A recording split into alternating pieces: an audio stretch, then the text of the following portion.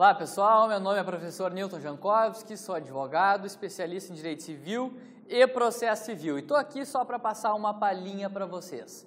Por exemplo, na Lei 9.099 de 1995, os chamados juizados especiais, e não me falem mais em juizados de pequenas causas, porque foram extintos com o advento da Lei 9.099. Não se utiliza esse artigo 98 da Constituição e sim a Lei 9.099. Os juizados especiais cíveis, até 20 salários mínimos, dispensam a necessidade de ter um advogado na demanda.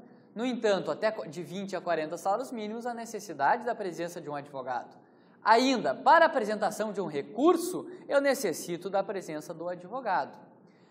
Vigente está, neste procedimento especial, o princípio da oralidade, haja vista que eu posso distribuir a demanda de forma oral. Ainda há previsão de que a contestação ou a reconvenção sejam feitas de forma oral na própria audiência.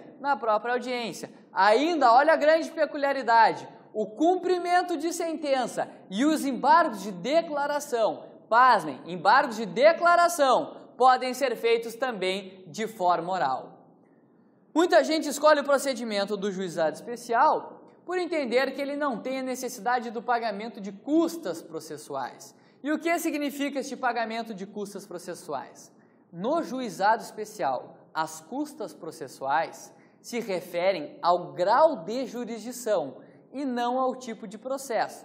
Porque eu quero dizer para vocês que em primeiro grau de jurisdição não haverá o pagamento de custas processuais, somente para a interposição de recurso. Logo, eu estou trocando o degrau de jurisdição.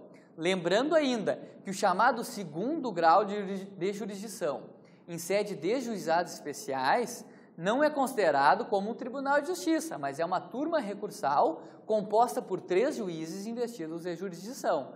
Então, a decisão é colegiada, feita por 3 juízes. Se eu disse para vocês que a isenção do pagamento de custas depende do grau de jurisdição e não do tipo de processo, eu distribuo a demanda sem pagar custas processuais, sem pagar essas custas. No entanto, caso o autor entrou com uma reparação de danos morais contra o vizinho recebeu aquela inicial, ficou assustado e compareceu no dia da audiência. E o autor desta demanda não compareceu à audiência, ele pensou, não, já dei um susto suficiente nele, não vou comparecer. Este não comparecimento de forma injustificada acarretará na desistência da ação. Então, a desistência da ação de forma injustificada acarretará no pagamento de custas processuais. Essa é a primeira hipótese de pagamento de custas ainda em primeiro grau.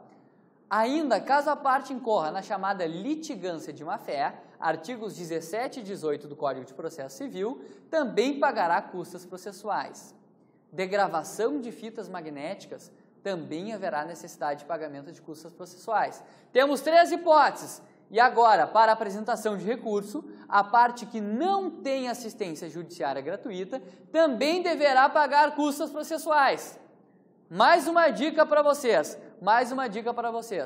Quando da apresentação do chamado recurso nominado, cujo prazo é de 10 dias, e assemelha-se a um recurso de apelação, caso haja necessidade do pagamento de custas processuais, me é concedido o prazo de 48 horas para fazer o comprovante do pagamento dessas custas.